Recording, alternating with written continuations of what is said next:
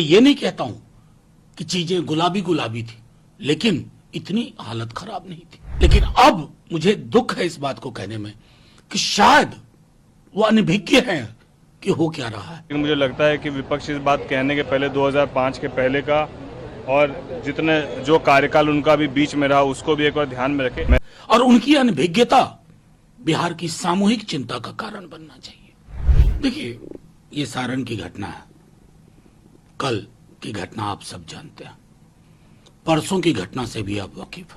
एक दिन बता दीजिए जिस दिन बिहार में हत्याएं ना हो रही हो।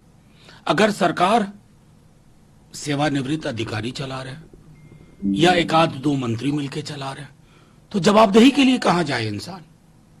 क्यों ऐसा हो गया कि बिहार में कोई व्यक्ति, मैंने बार बार कहा, सुरक्षित नहीं है।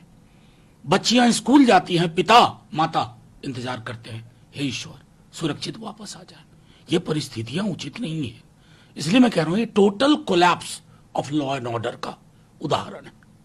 सर, व्यवस्था की स्थिति दुरुस्त होगी, फिर चूक कहां हो जा रही है? देखिए, मैं सीधी बात कह रहा हूं कि आपके सवाल में ही थोड़ी विसंगति है।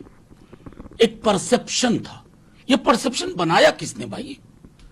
ये परसेप्शन 4-5 मीडिया के टॉप लोगों ने इंस्टीट्यूशंस के साथ मिलकर बनाया, क्योंकि लालू जी ने उनकी सत्ता से उनको बेदखल कर दिया था। सत्ता से ही नहीं, संस्थानों पर जो वर्चस्व था उससे बेदखल कर दिया। मैं ये नहीं कहता हूं कि चीजें गुलाबी गुलाबी थी, लेकिन इतनी हालत खराब नहीं थी।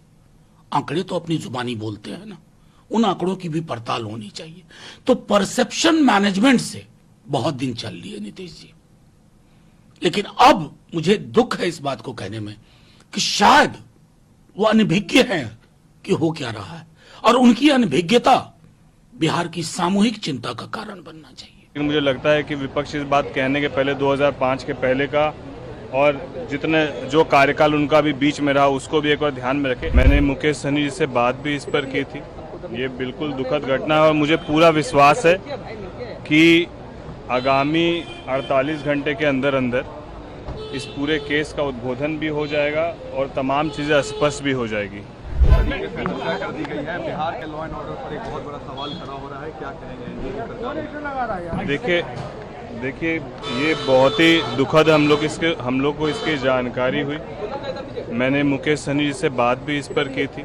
ये बिल्कुल दुखद घटना है और मुझे पूरा विश्वास है कि आगामी 48 घंटे के अंदर अंदर इस पूरे केस का उद्भोधन भी हो जाएगा और तमाम काम करा रही है। तेजस्वी यादव कह रहे हैं कि सत्ता संरक्षित अपराध बिहार में हो रहा है, लॉ एंड ऑर्डर यहाँ कोलैप्स है पूरे तरीके से। देखिए, विपक्ष तो ये बात कहेगा, लेकिन मुझे लगता है कि विपक्ष इस बात कहने के पहले 2005 क्या चल रहा है, क्या मंशा हो, कोई नहीं जान सकता। हाँ, अपराध होने के बाद उस पर कार्रवाई सुनिश्चित हो, ये इस सरकार में सुनिश्चित होने का काम होता है।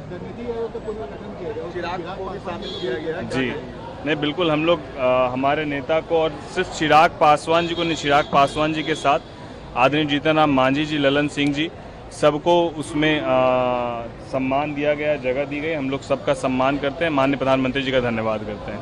सारण में भी ट्रिपल मर्डर हुआ है, कहीं ना कहीं सिस्टम जिस तरीके से अपराध की घटनाएं आ रही हैं, न केवल सरकार बल्कि प्रशासन भी पूरी तरीके से सख्ती के साथ इसके रोकथाम के लिए और इस पर जो भी सख्त से सख्त कार्रवाई सुनिश्चित करानी है उसके लिए काम कर रहा है।